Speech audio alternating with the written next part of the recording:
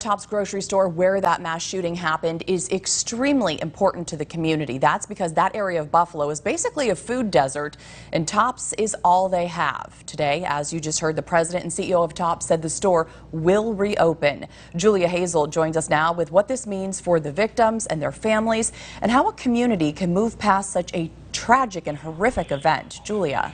Good evening, Jennifer. That's right. We spoke to community leaders in Erie about what the next steps are for the victims, their families, and the community there on how to heal from this trauma. Zanetta Everhart's 20-year-old son, Zaire, was shot Saturday while working at the Tops supermarket in Buffalo. Police say an 18-year-old gunman opened fire in a racially motivated attack that killed 10 people. Zaire and 2 others survived their injuries. I'm going to go back. I'm going to go back to Tops on Jefferson. That's our neighborhood store. Zaire won't be returning to work at Tops, but in time, Everhart says will shop at the store again. This is my community. We don't have a lot of grocery stores on the east side of Buffalo, which is ridiculous in itself. Right.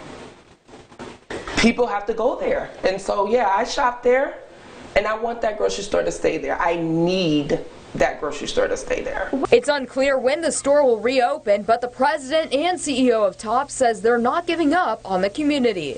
Going back to that store may be difficult, if not impossible for some, but community leaders say it's an important step in healing. We cannot allow the ridiculous activities of godless people to dictate where we go, to dictate our future. And we are people that are resilient, and we are people that have a sense of courage, and we have to move on. For the victims in the Buffalo shooting, the executive director for the Crime Victim Center says the first step to healing is to going back to the place where the tragic event occurred.